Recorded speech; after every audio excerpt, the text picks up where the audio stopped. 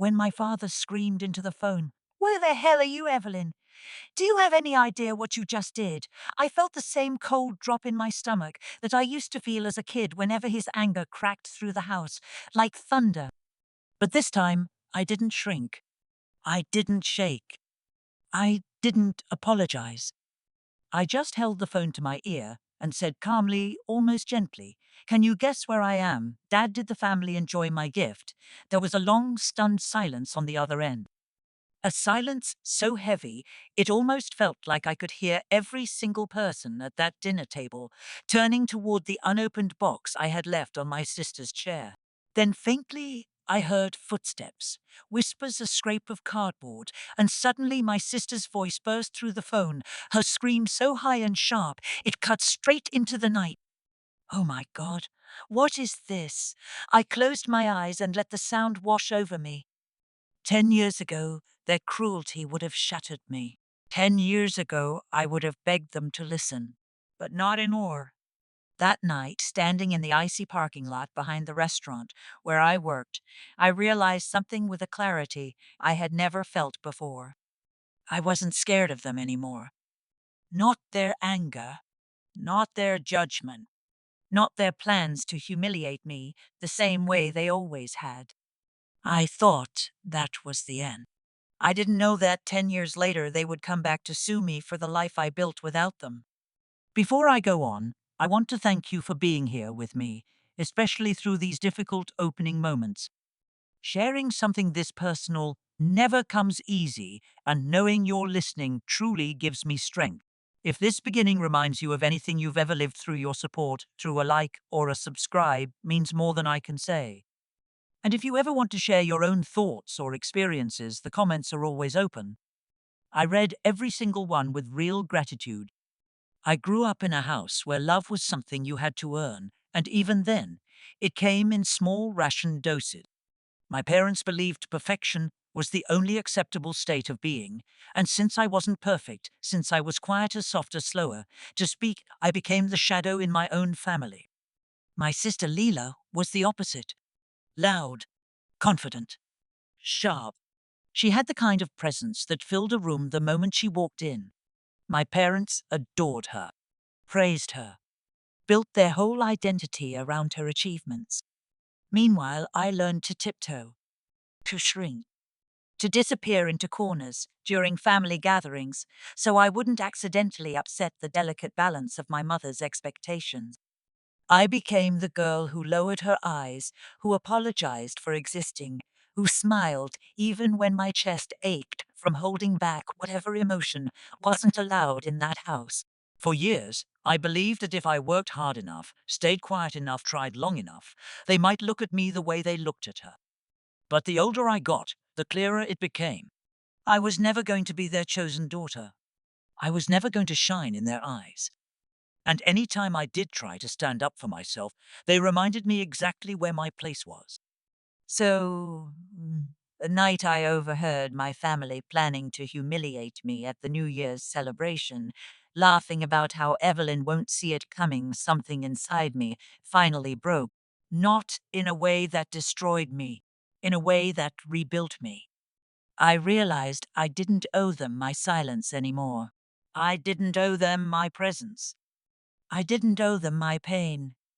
And for the first time in a very long time, I decided to act. Growing up in the Hartwell house meant learning early that love was conditional, fragile, and easily revoked.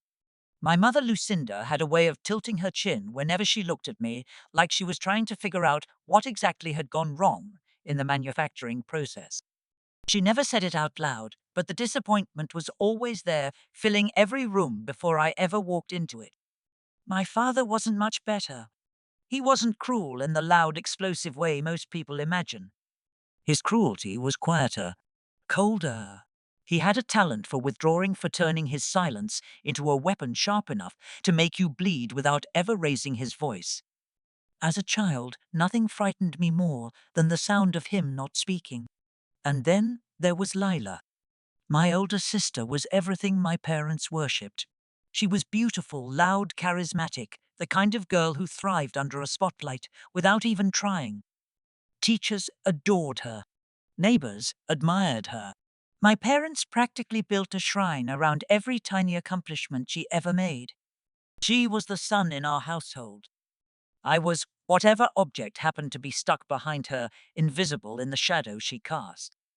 I think the worst part wasn't their love for her.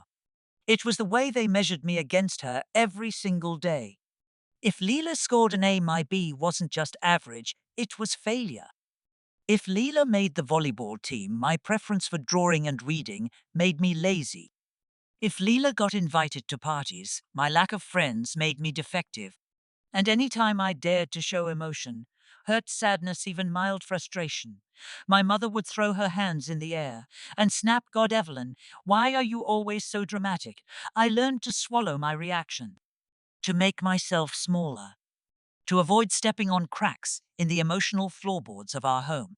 But the truth is, no matter how careful I was, humiliation found me anyway. Sometimes it arrived in small doses, like my mother forgetting to pick me up after school events, or my father rolling his eyes every time I tried to speak at the dinner table, or Lila telling me loudly enough for guests to hear that I was kind of embarrassing in public.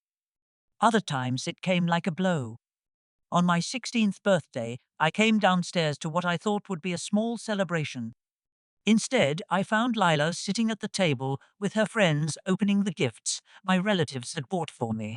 When I asked what she was doing, she smiled and said, "They're safer with me."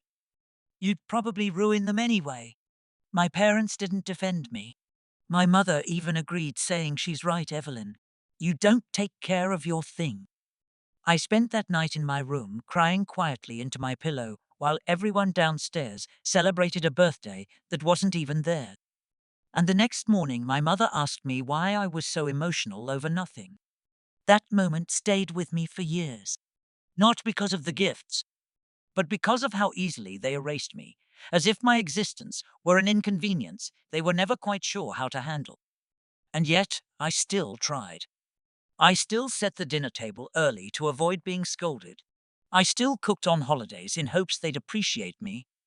I still listened to their stories, even when they ignored mine. I still believed somehow that families could change. But the older I grew, the heavier the truth became: my family didn't want me. They wanted a version of me that didn't exist. So when I overheard their plan in the kitchen that night, the same laughter, the same belittling tone they perfected over the years, it wasn't the cruelty that got to me. It was the realization that they'd never stopped seeing me as the family punchline. Even as an adult, even after I built a life separate from them. The New Year's humiliation wasn't going to be their first, but it was going to be their last. Because something inside me, something I thought had died long ago, finally woke up. Not bitterness, not vengeance, but a resolve that felt like iron in my chest. For the first time in my life, I wasn't going to let them decide who I was anymore. The night of the New Year's celebration arrived with the same forced cheer it always had in my family. My parents adored hosting holiday gatherings, not because they loved the season, but because it gave them an audience. People to impress, people to perform for, people to remind that the Hartwells were, in their own eyes, a flawless, respectable, enviable family. The house was spotless, the kind of spotless that didn't feel clean, just tense. My mother had spent hours polishing silverware. Lila had insisted on arranging the seating chart so she could place me in the most humiliating spot possible. I wasn't supposed to know any of this, of course, but I had overheard everything days earlier while washing dishes in the kitchen. They had planned it all so carefully. The jokes, the accidental comments, even a toast my father rehearsed where he'd highlight Lila's accomplishments and throw in a gentle tease about my life, still trying to find direction. Their voices had carried through the hallway as they laughed about it. My mother called it harmless family humor. Lila called it tradition. My father called it good fun. And standing there with soap on my hands, I realized every humiliation from my childhood had simply grown up with me. So I didn't show up. Instead, I sent the box. A simple, unassuming white box with a gold ribbon. Nothing fancy. Nothing flashy. Just big enough to make everyone curious. I left it on the seat they had assigned to me dead center, where everyone could look at me when the joke started. Except this time, the jokes never came. Because I wasn't there. Leela, ever the star of the evening, made a grand show of discovering the box. I could picture her perfectly tilting her head, fingering the ribbon, flashing that charming smile she used whenever an audience was watching. Look, someone left a gift, she probably said loud enough for the neighbors across the street to hear. I wasn't there to see it, but I didn't need to be. Everyone was recording.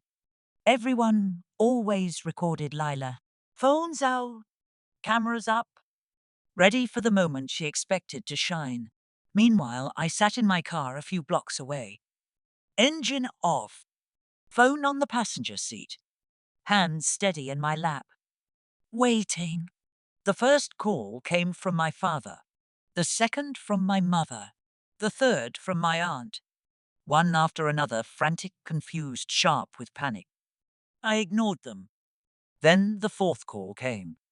From my father again, but this time his voice was already halfway to losing control. Evelyn, where the hell are you? What did you do? Answer the phone right now. I picked up, slowly, calmly. Can you guess where I am? I asked.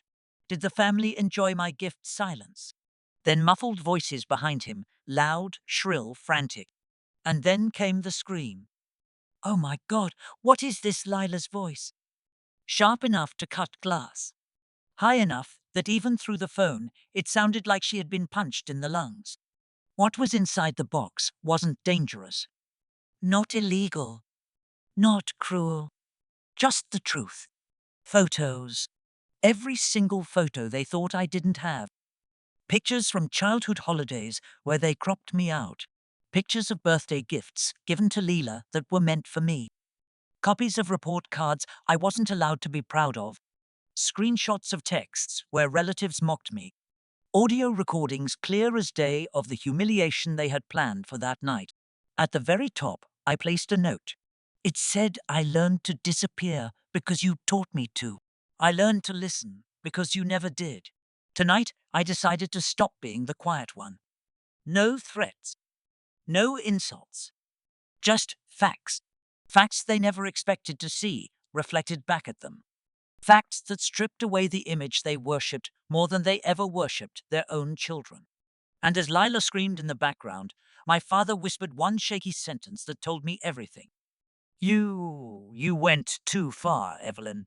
But for the first time in my life, I didn't feel afraid. I didn't feel small. I didn't feel like the shadow of the family. For the first time, I felt seen. Not by them, but by myself. After the New Year's disaster, my phone exploded for days. Missed calls. Voicemails that ranged from rage-filled to guilt, laced to poorly rehearsed apologies. My mother left messages with a brittle sweetness in her voice, saying things like, we didn't mean it that way. Evelyn, you're being sensitive again. My father oscillated between furious commands and tired sighs, as if he were the victim. Leela sent one text, you've ruined everything. I didn't respond to any of them.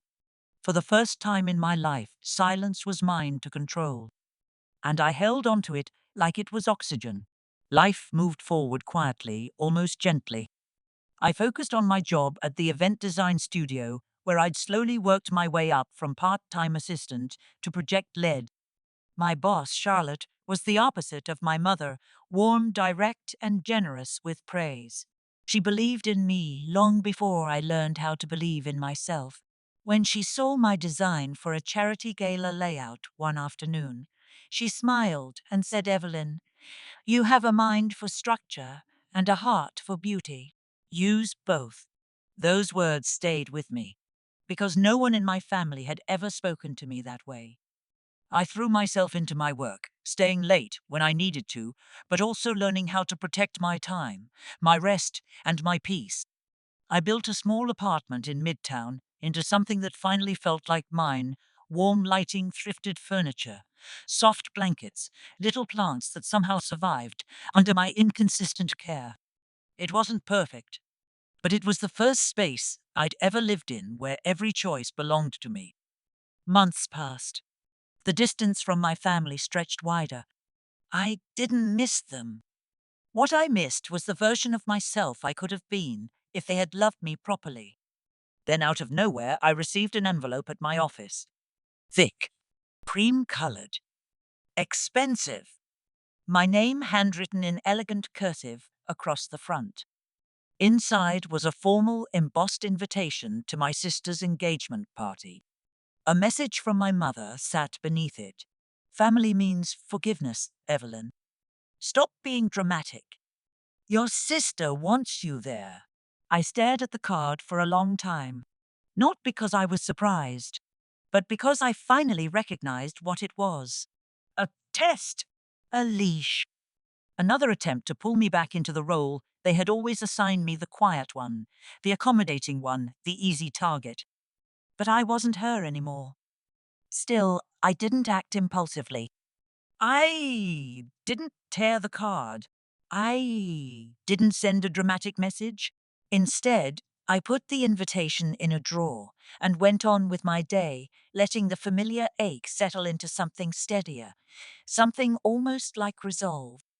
Around this time, Charlotte called me into her office. I assumed it was about a client request, but instead, she gestured for me to sit and folded her hands on her desk. I want to talk about your future here. My stomach tightened. But she wasn't firing me. She was offering me a promotion. Senior designer. Full creative control over several major clients. And a salary that made me blink twice. I accepted. Not with tears, not with trembling, but with the calm gratitude of someone who knew deep down that she had earned this. Every step forward had come from my own resilience, my own grit, my own refusal to be defined by people who didn't know how to love me. With more stability came more clarity. I enrolled in evening courses on business development. I took on freelance clients. I started sketching ideas for my own design studio, quiet dreams that no longer felt impossible. And slowly, a new version of my life began stitching itself together. Not glamorous, not perfect, but solid, rooted, mine. I didn't know it yet, but this growth, this quiet rebuilding was exactly what would push my family into the next stage of desperation. I didn't know that the moment I started standing tall, they would start grasping for anything they could use to pull me back down. And I didn't know they were about to do something that would change everything. Evelyn, my father, would say months later, his voice trembling slightly, "We're taking legal action." But for now, I was just beginning to feel the strength of my own foundation. And that, more than anything, scared them. Before I finish this part, I want to say something sincerely. Thank you for listening. Your presence here truly means more than you know. If you've been following along and want to continue this journey with me, your support through a like or a subscribe helps me keep sharing stories like this. And if you ever feel like sharing a piece of your own story, the comments are always open. I read everyone with gratitude. When the lawsuit finally hit, it didn't arrive like thunder. It came quietly, almost politely, tucked inside a certified envelope delivered to my apartment on a Tuesday morning. I had just poured my first cup of coffee when I opened the door and found the envelope sitting on the mat, my name printed neatly across the front. For a moment, I thought it was a wedding invitation or a holiday card. But as soon as I held it, something inside me tightened. I carried it to the table, slid a finger under the seal, and unfolded the papers. My coffee went cold before I even reached the second page. My parents were suing me. Not metaphorically, not emotionally, legally. They filed a claim for emotional restitution, familial contribution, and equitable entitlement to financial assets accrued within a shared lineage. It was a mess of legal jargon, but the meaning was simple. They believed they deserved a portion of the life I had built. They said they supported me into adulthood. They said they carried financial burdens for me.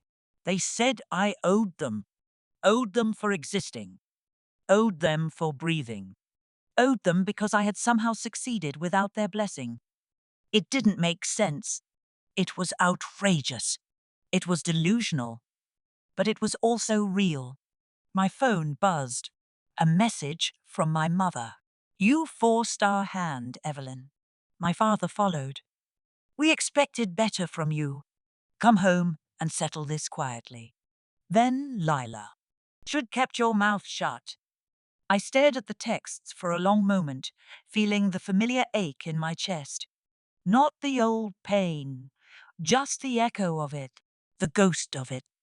Then I put my phone face down, inhaled slowly, and reminded myself of the truth. I wasn't 17 anymore. I wasn't helpless.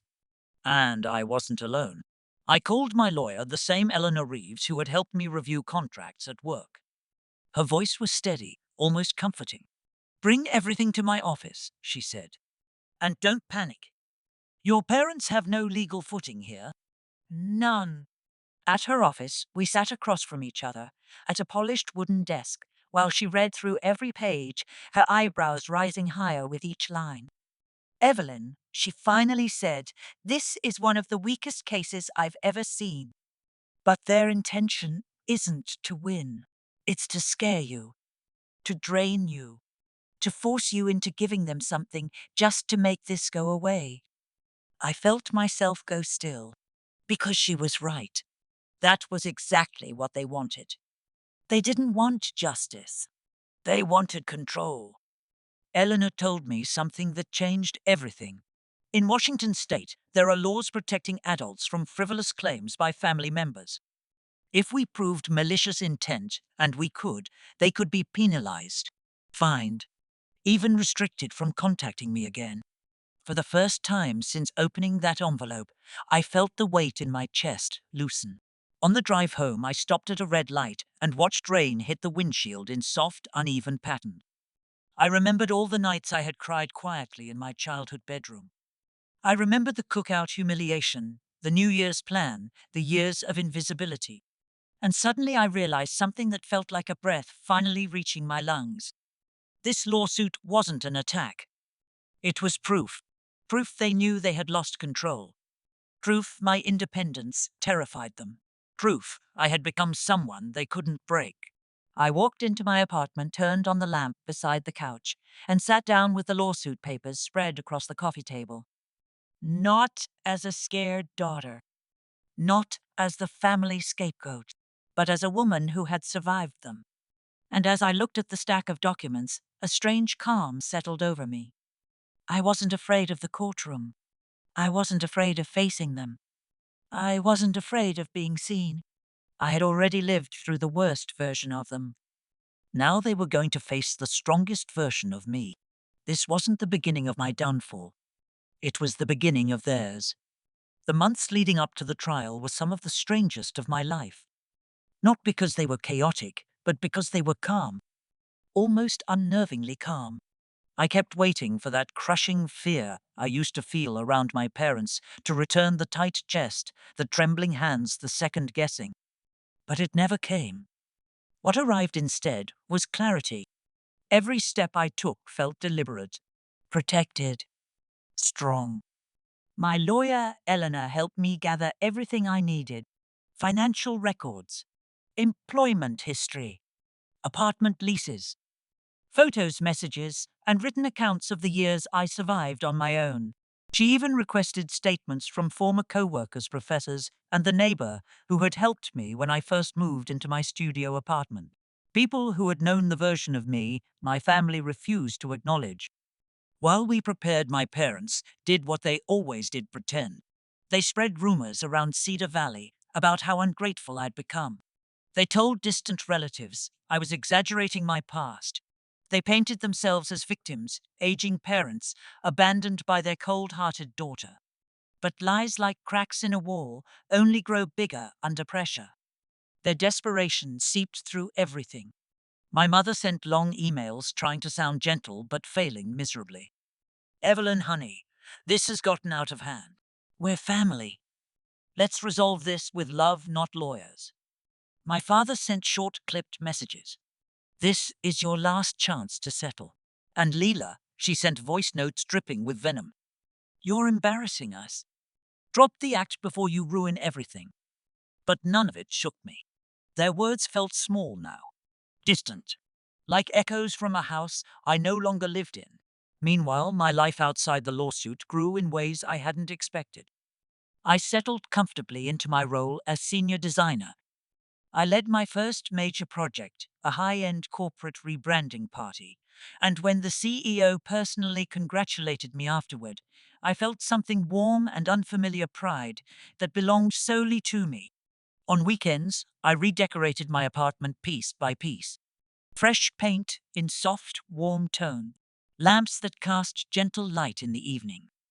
A new bookshelf for the design books I'd finally let myself buy. A second-hand armchair I restored myself. It felt like healing made physical. One night, while standing on my small balcony with a cup of chamomile tea, I looked out at the city lights and realized something important. I no longer flinched at loud footsteps in hallways. I no longer waited for criticism when I succeeded. I no longer apologized for taking up space. I wasn't just rebuilding, I was becoming someone new. Someone the old Evelyn wouldn't have recognized. Someone the Hartwells never expected. Someone they were about to face in a courtroom. And while they schemed, while they whispered, while they tried to control the narrative, something else was happening, behind the scenes, something far more powerful. Their own history was catching up with them. Eleanor discovered inconsistencies in their legal claims. Dates that didn't match. Statements contradicting public records. Financial claims that were provably false. And then she found the most damning piece of evidence, a documented welfare report from years ago filed by a neighbor after my parents kicked me out. The officer's notes described me as a minor removed from the home at night without proper care or shelter. It wasn't dramatic. It wasn't theatrical. It was simple truth on paper. And truth is something my parents never learned how to outrun. As the trial date approached, I thought I would feel dread. But instead, I felt steady, balanced, ready. One evening, as I walked home from work, the streets quiet beneath a gentle snowfall, I had a moment of clarity, so sharp it almost stole my breath. The trial wasn't about revenge. It wasn't about humiliation. It wasn't even about money. It was about finally closing a door that had stayed cracked open for far too long. It was about freeing myself. Fully. Completely. Before I end this section, I want to say thank you. Truly. Your presence here means more than I can explain. If you'd like to stay with me, as this story reaches its final moments, your support through a like or subscribe helps me continue sharing these journeys. And if something in this part spoke to you, feel free to share your thoughts. I read every message with gratitude. The morning of the trial arrived cold and grey, the kind of weather that feels like the world is holding its breath. I wore a simple black dress, my hair pulled back neatly, my hands steady as I locked my apartment door behind me. No shaking, no dread, no fear, just a quiet resolve settling deep in my chest. Outside the courthouse, I paused for a moment, watching people hurry across the steps, their breath fogging in the winter air. Then I walked inside. My parents were already there. My mother sat rigid in a cream-colored blazer, her jaw clenched so tight I could see the muscles twitching. My father looked older than I remembered, tired, graying his eyes, flickering away when mine met his. And behind them, predictably, sat Lila. Perfect hair, perfect makeup, perfect posture. But her face was pale, her confidence thinner than the ice coating the courthouse fountain. I took my seat beside Eleanor. She gave me one firm nod, the kind that said you've already won more than you know. When proceedings began, my parents' lawyer stood and delivered a rehearsed performance. He painted them as loving, supportive, generous parents who had been deeply hurt by my estrangement. He spoke about obligation, sacrifice, and the natural expectation of children giving back to those who raised them. He talked for nearly 20 minutes, and not one word was true. When he finished, Eleanor rose, calmly holding a single folder. Where their lawyer had needed theatrics, she needed only facts. She began with the welfare report, filed the night I was kicked out a detailed document describing a minor sent into freezing weather with no shelter, no resources, and no parental concern for her safety. The judge read it carefully, her expression darkening as each line passed. Then came the evidence of financial independence pay stubs from when I worked 3 jobs, copies of the first lease I signed at 17 tax forms, proving I had supported myself entirely since the day I left home. Then she read aloud a series of texts and emails, cold messages from my mother, telling me to stop being dramatic threats from my father, to settle or face consequences, and Lila's mocking voice messages. Each one struck the room like a hammer, and my parents couldn't deny a single piece of it. But the moment everything shifted was when Eleanor presented the audio clip, the one I had recorded accidentally, the night they planned to humiliate me at the New Year's party. Their laughter filled the courtroom, their voices joking about how I never see it coming, about how Evelyn was made to be laughed at, about how maybe humiliating her will finally toughen her up. The judge held up her hand, stopping the audio halfway through. Her voice was ice when she spoke. "I have heard enough." My mother's face drained of color. My father stared down at his hands. Lila covered her mouth, eyes wide with shock. The judge turned her gaze to me, then to them.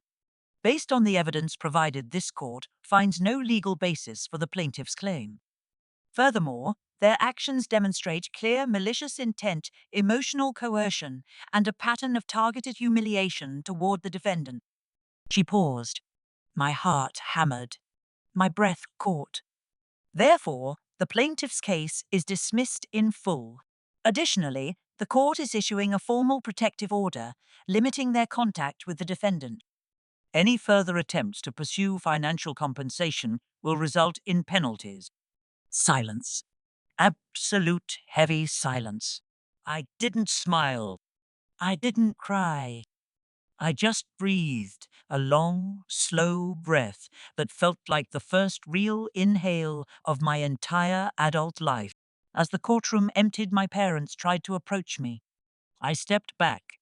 Eleanor placed a hand gently on my arm, guiding me away. I didn't look at them. Not once. Not even when my mother whispered my name, a confused tremor in her voice, like she couldn't understand how she had lost control of me. Outside, the sun had finally pushed through the clouds. The cold air felt clean, sharp, real. I walked down the courthouse steps and felt something inside me settle, like a door finally closing after years of standing half open, letting in storms that were never mine to carry. That night, I lit a candle in my apartment, made dinner for myself, and sat in the quiet, not the frightened kind of quiet I grew up in, but the peaceful kind. The kind you earn. And as I looked around the life, I had built the life they tried to take from me, the life that existed because I refused to break. I whispered the truth. I finally believed I am free now. Not because the court said so, but because I chose myself. I protected myself. I became someone they can never touch again. And that more than anything they ever tried to take is my victory. Thank you truly for staying through this entire journey with me. Your presence here means more than you know. If you'd like to stay with me for more stories like this, your support through a like or a subscribe is something I deeply appreciate. And if you feel moved to share your own experiences, the comments are open. I read every single message with gratitude.